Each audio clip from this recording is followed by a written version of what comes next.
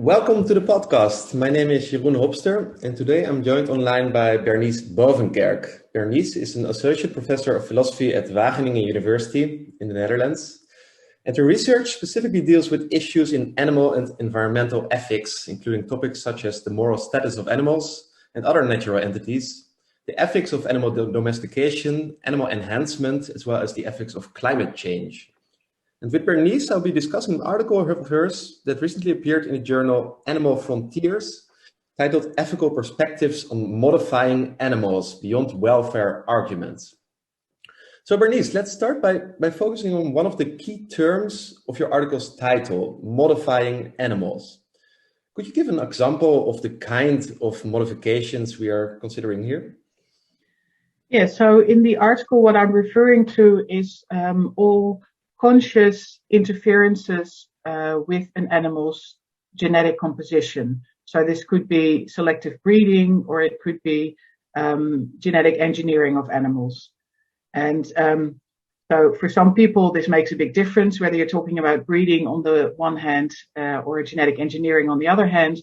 Other people actually argue, well, you know, genetic engineering is nothing new because we've been doing this with animal breeding for a long time.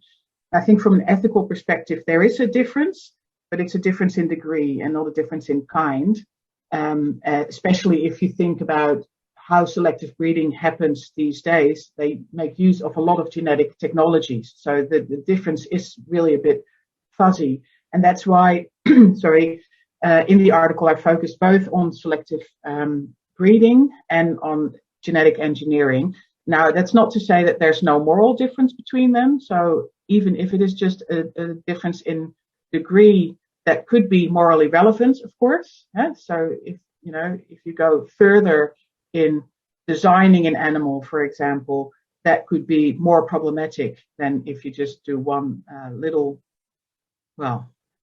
thing in breeding. So there is a difference there, but it is a difference of degree, and therefore I take both in the article.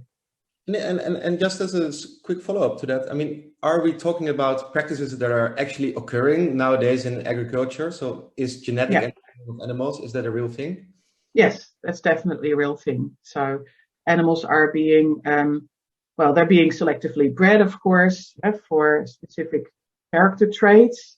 I wrote one article about pedigree dog breeding, for example. So when dogs are being bred for specific appearances, but also in animal agriculture, a lot is happening in breeding technologies, and genetic technologies are being used, but also cloning, for example.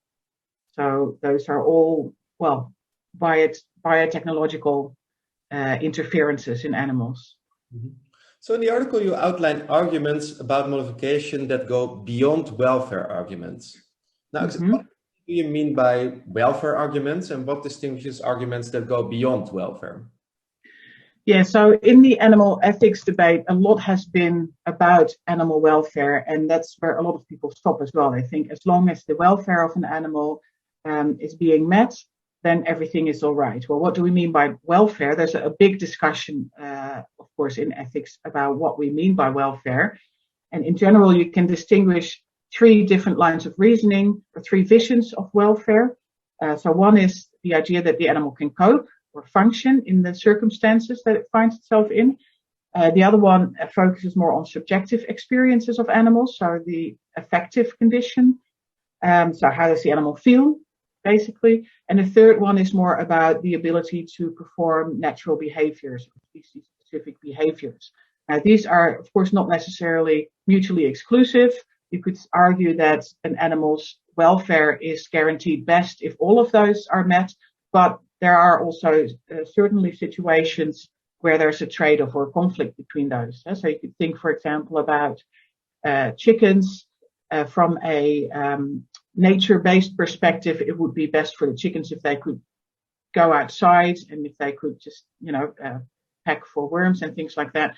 But from a coping or function-based perspective, this could be problematic because if chickens are allowed to go outside, they have a higher risk of contracting diseases such as bird flu.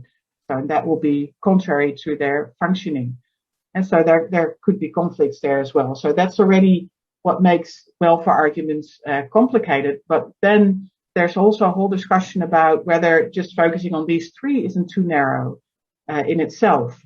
For example, well, perhaps with the exception of the nature-based view, there hasn't been that much on the positive experiences of animals. And some people argue that these just give the basic conditions for welfare to be possible, but it's not welfare itself yet. And perhaps welfare should be measured not at a specific point in time, but over the whole course of life of an animal. And so you can see that they're already about what welfare means, how you define it, how you measure it. There is a lot of disagreement. But what they all have in common is that they focus on the animal itself and what it experiences. So if it can function, if it feels well, if it can perform certain natural behavior traits.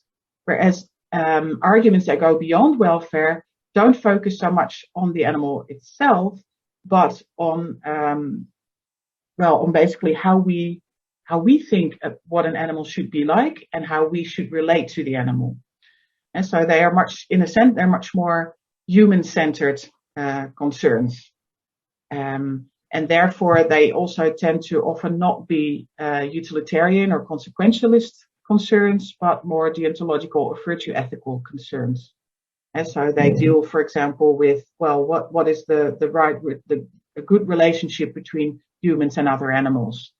Are we allowed to use them besides, asking if it's problematic from a welfare perspective? There might be other reasons why it could be problematic to use them. Just to give an example, if you have a bear in a circus and you get them to ride a bicycle in a tutu, you could argue that this is bad for the dignity of this violates the dignity of the wild animal. But perhaps, the animal in question isn't really harmed in its welfare. Mm-hmm. It could very well be that they enjoy riding a bike. Mm-hmm. So, that's to say, the problem with just focusing on welfare, you miss out on certain morally relevant concerns. Some people argue that everything can be brought back to welfare, but then I think they're overloading the concept of welfare and they're trying to drag in all these sort of concerns. And they're trying to stretch the concept of welfare. And there are just, I think, concerns that do not have to do with welfare. Mm-hmm. So in this article, you're, in a sense, opening the space for discussion about non-welfare arguments. And you specifically highlight 4 of them, namely an argument that has to do with integrity, one that has to do with instrumentalization, one, the playing God argument, and an argument with regard to unnaturalness. So let's look at all 4 of these in some more detail, starting with the argument that we should not modify animals since this violates the animal's integrity. Could you clarify this integrity argument in some more detail? Yeah, so this argument refers to the idea that with certain interferences in animals, you're violating the animal's intactness or wholeness and its ability to carry out species-specific behavior and to maintain itself in an environment that's suitable for that species. So what is difficult, I suppose, about this argument is that it seems to refer to a sort of a biological notion. You're interfering with the integrity. It seems to be a biological thing, but it's very much a normative notion because there are instances where you are violating the intactness of an animal, but you're doing it for the animal's own good, and we wouldn't see that as a violation of the integrity. So just to give an example, when you dock a dog's tail, because you're doing that out of aesthetic reasons, you could be said to violate the dog's integrity. But if you're doing it because the dog has an infection on its tail, you are actually violating the integrity. And so it refers much more to a normative position about how we think, what we think an animal should be like. So it's very much about, for example, the chickenness of a chicken or the cowness of a cow. And that shows straight away why it is an argument beyond welfare, because from the animal's own point of view, perhaps it doesn't matter whether they are a real cow, but for us, it matters somehow. Now, what's interesting about this argument that it is, a lot of ethicists have criticize this argument because it is quite hard to give a really coherent moral justification for it. But on the other hand, in practice, it seems to be quite useful. So, for example, it was one of the criteria that the Committee for Animal Biotechnology used to use in their assessment whether or not researchers could carry out biotechnological procedures with animals. So they could use this argument very well, and especially because it was something beyond welfare. And so they had to, one of their assessment criteria is whether the procedure interfered with the welfare of the animal, but then another separate criterion was whether it interfered with the integrity. And also I noticed it with my students, for example. I teach animal science students, and in their papers I find this argument a lot. And they're saying, especially the aspect of integrity when an animal cannot maintain itself in an environment suitable to the species, that somehow rings a bell for these students. So, for example, when you have these big Belgian blue cows, a lot of them cannot give birth naturally anymore because they have been bred to have very big heads, and so they can't give birth naturally. You have to, have cesarean sections, and a lot of students, use this as an argument. Well, this is problematic because it violates the integrity of the animals.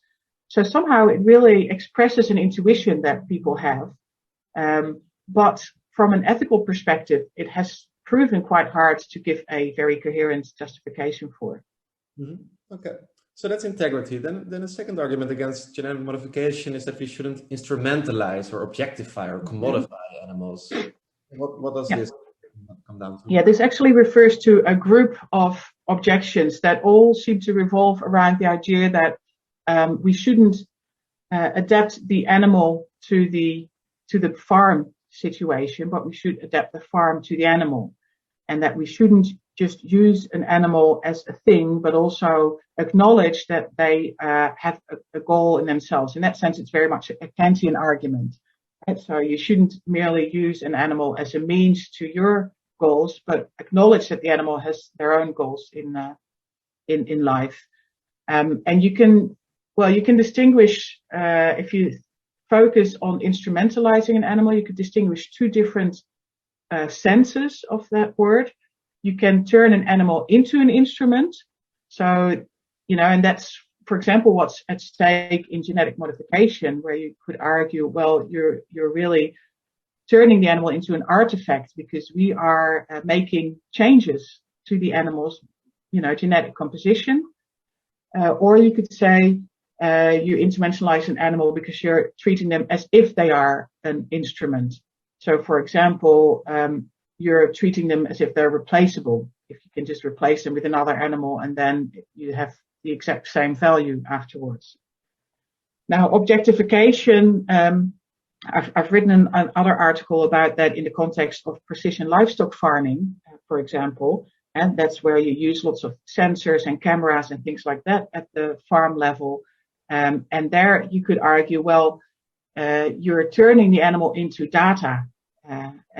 As a farmer, you don't see the individual animal anymore, but you see a whole set of data that the sensors give you. And therefore, the technology mediates your experience, and it mediates the human-animal relationship to such an extent that you're no longer really dealing with an animal, but with a thing.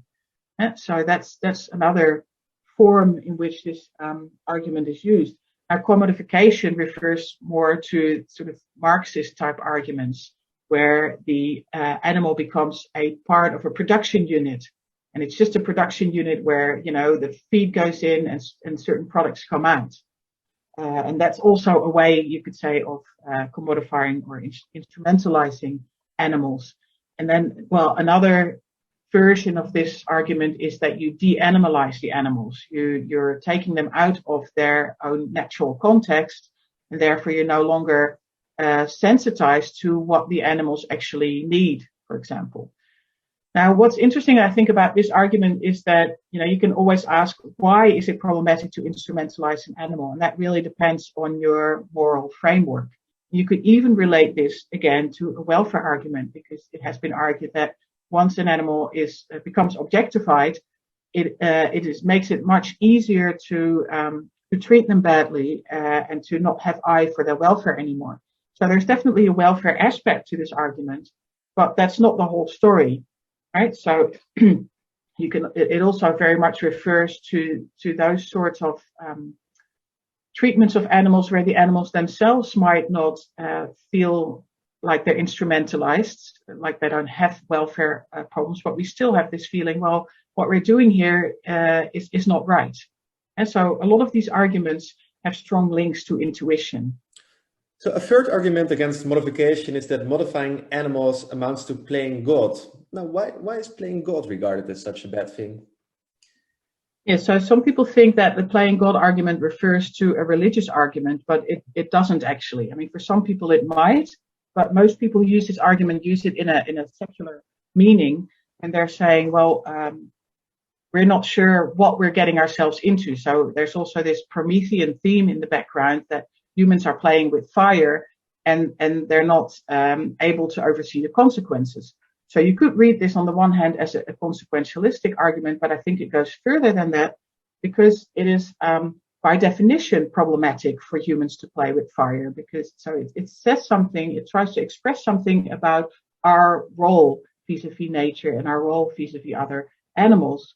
When we think that we can control something which we can't by definition, because we are humans and we are fallible.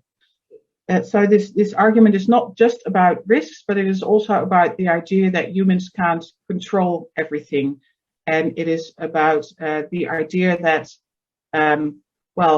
species have evolved over thousands of years, right? And who are we then to think that we can actually see through this whole process of evolution and understand what happened there enough to be able to mimic evolution? So it's really about, having a more modest image of human beings. Mm-hmm.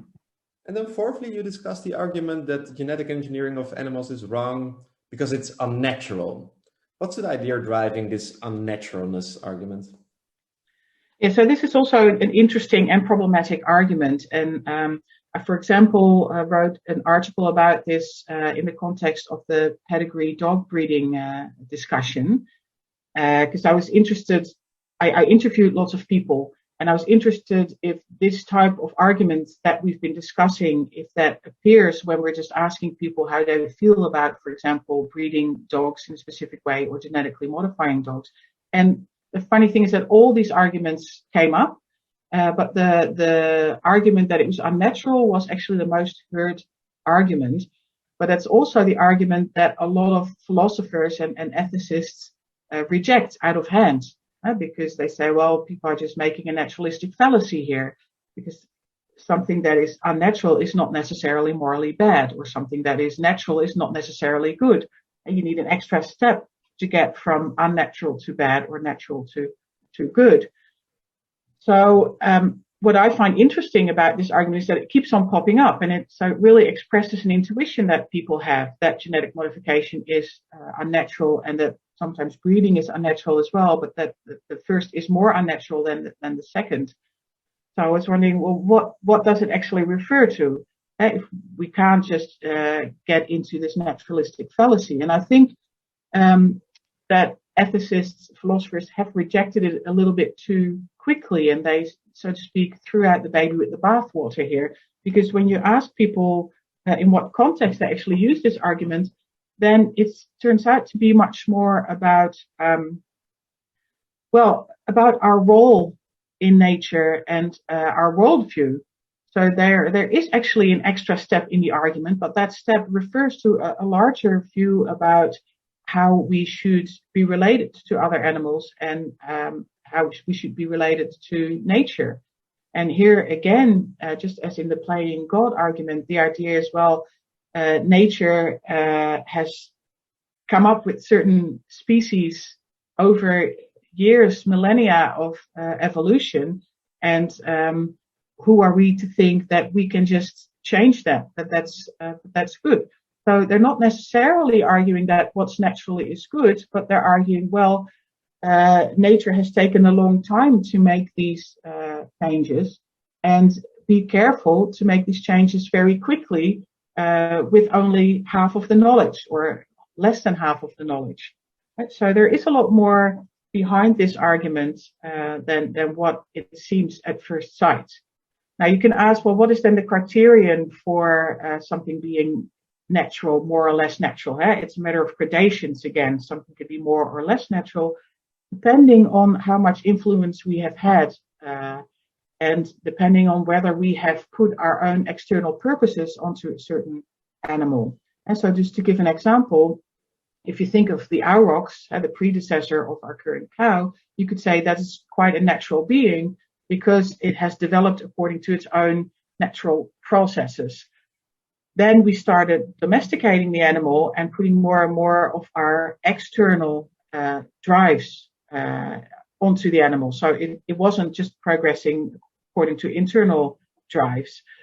And then when you think about for example, genetically modified cows, such as the genetically modified bull Herman, who sparked a lot of debate about genetic modification in the Netherlands, you could say this animal is even less natural because we have put more of our human purposes onto the animal. And so that is a way to distinguish more from less natural. And we found that in the arguments, when people refer to unnaturality, they're not saying that everything you do, every interference is necessarily unnatural and therefore bad. They're calling much more for moderation. So in that sense, it is a virtue ethical argument where, well, they're saying, okay, a little bit of interference is okay, but you shouldn't take it too far. That's very interesting. So you've now outlined 4 arguments that go beyond welfare. And you mentioned that these arguments tend to be relegated to the private sphere rather than being something public or academic ethical discussion. Yeah. And how do you think tends to happen, and do you regard it as problematic? Yeah, so it seems like, even though, as I outlined at the start, there is a lot of discussion about what welfare actually means, there is still a broad consensus in society that animal welfare matters. Even though, some people might interpret it a bit differently, we all agree that it is bad generally to harm an animal's welfare unnecessarily. There is much less consensus about all these other issues. So whether you can even violate an animal's integrity. I remember, when I first started out doing research, I worked briefly for the Committee for Animal Biotechnology, and there were lots of discussions about whether the violation of integrity was actually a relevant criterion. And some people said, okay, I can understand that you can violate an animal's integrity, but I don't find it problematic. I do find it problematic if an animal's welfare is harmed. And so there's just less agreement on it, but that doesn't necessarily mean that those arguments beyond welfare are not important. And they are important drivers for a lot of people, and much more important, in fact, than the welfare arguments. So why is it problematic? Because I think you get a very stunted debate if you only focus on welfare issues. There are certain situations that you can't really discuss only in terms of welfare. And also, I think if you leave out these arguments because you say, well, they refer to people's worldviews, and that's something very private, then basically you put people who have a less, who have less of a worldview that revolves around welfare, you put them out of the discussion. Mm-hmm. And so it basically it tends to bias a certain group of people who have not much problems with interfering with animals' genetic composition as long as there's no welfare problems. Mm-hmm. And so basically, you create a certain bias towards more interferences. Mm-hmm. And I think that's why it's problematic. Right. So, Bernice, I would like to close the interview by asking you 2 more general questions about the role of technology in current animal ethics. So technologies, they can raise new dilemmas regarding our relations with animals. They could perhaps solve or create solutions to existing dilemmas. Mm-hmm. But you might also think that emerging technologies might be transforming the discourse in a more fundamental way, for example, by challenging the basic concepts or distinctions that we actually use in ethical reflection. So how do you look at the influence of technology on animal ethics in specific? Do you think that this influence is indeed transformative in some sense, or has the potential to be so? I think so. I think there are different technologies that have transformative potential. So, for example, something that I'm looking into now is the ethics of de-extinction. So bringing back species that have gone extinct. Well, that essentially challenges the idea of extinction. Extinction is no longer forever. So that is disruptive, transformative. Another thing I'm looking into is the use of gene drives. Well, that's also potentially transformative because, as Christopher Preston says, it changes the nature of nature. It changes how nature works. It changes how evolution works, right? You're no longer selecting for the most fit in a animal or species in a certain context or in a certain environment, but you're choosing what, the characteristic that you want to be out there in nature. It also, I think, disrupts ideas about the wild. What is still a wild animal if you even use technology in the wild? And that's what gene drives are basically designed for, is to actually be used on wild populations. And I think in that sense, it goes much further than how biotechnology has been used on animals before, which was always in a more closed context, right? In a lab or even in a farm. So you're not actually interfering in the wild then. I think gene drives definitely has transformative elements regarding how we view nature, how we view the wild. De-extinction has transformative elements about how we view extinction. I think biotechnology in general also has raises the question of what is an animal, and to what extent if we're interfering more and more, is it still an animal or is it an artifact in the end? And you could see that also in the discussion about pedigree dog breeding. Some of those animals, say an English bulldog, is very much a product of human design. And, you can wonder to what extent is it still an animal. And actually, interestingly, last Sunday, I met the first cloned dog in the Netherlands who is an English bulldog. And I think that's very fitting because I think English bulldogs are already to a large extent artifacts. And then when you clone them, you turn them even more into an artifact. So I think, for animal ethics, there's definitely that potential. But to not only be negative, I think there's also some positive potential in technology. So I mentioned precision livestock farming before, where they use all sorts of sensors and cameras and stuff to learn more about the animals. And now it's being used mostly to detect whether animals are ill, for example, or whether they're too cold or too hot, or whether they need to be milked. But I think it could also be used to learn more about, animals, about their own viewpoints. It can teach us to see animals more as agents in their own right. So it can have that transformative potential as well. If we, understand better what motivates or drives animals through the use of technology, then that has a positive effect on the human-animal relationship, I think. Mm-hmm. Right. And then as a final question, perhaps you've already given the answer because you mentioned gene drives, the extinction, very interesting. Pick one specific technology which you regard as being specifically disruptive in the context of animal ethics. Which technology would you choose? Well, I think if you really think about a technique, then CRISPR is a game changer, I think. Because, in the past, of course, we used animal biotechnology, we used biotechnological procedures, but it was still quite imprecise. Despite, the fact that the people carrying it out were always claiming that it was precise. Now we have CRISPR, and now they're arguing, well, this is much more precise. So in a sense, they're saying what we used to do in the past wasn't that precise at all. But you have a lot more influence about where exactly in the genome you are interfering. And that also means that you have much more the element of design. And that's something that Christopher Preston again argues is really part of this, this set of technologies that he calls Anthropocene technologies. It's where we really put human design into nature or animals.